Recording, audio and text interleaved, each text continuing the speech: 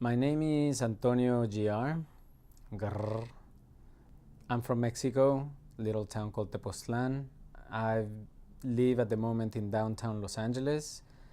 I've been officially clowning for about 8 years. Started still walking, and my first character was a hobo clown in Venice Beach, which really worked out. All the homeless and locals and the punks loved it, and the 9-foot clown drinking on the street, trying to get pictures and trying to making jokes with the tourists became really popular. It's definitely not the easiest thing to do all the time, because sometimes you just don't feel like being the happy guy, and you have to be the happy guy and you jump out there, and at least for me.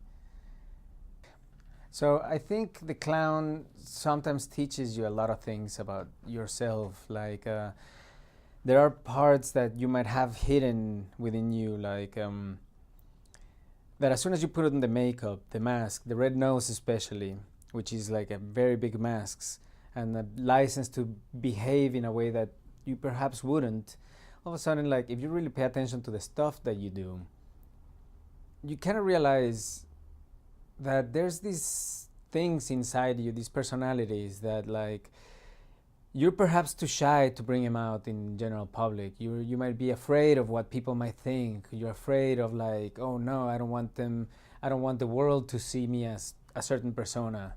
And then you put on the red nose, put on the makeup, and it doesn't matter.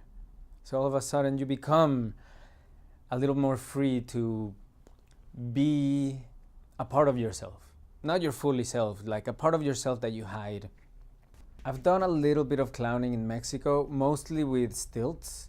In Mexico, the clowns are very, very classic. Most of the clowns that I've met, they're very classic, based on the 5 clowns, and you see them in the classic circus like Ringling and all those. A lot of them have very similar makeups, very similar costumes, or they follow like a certain school of clowning. When I was there, I have a very unique character when I was there, and the clowns that I met loved it. They were like really, really surprised about it. Like, wow, I really love your character, your outfit, the fact what you're doing. It falls within their school, but not using their tools, basically, using my tools. I found the Mexican audience to be very, very welcoming and very happy, way better than the tourists. The Mexican audience were a lot of fun to work with, like the town people. They were very, very fun, and that I loved.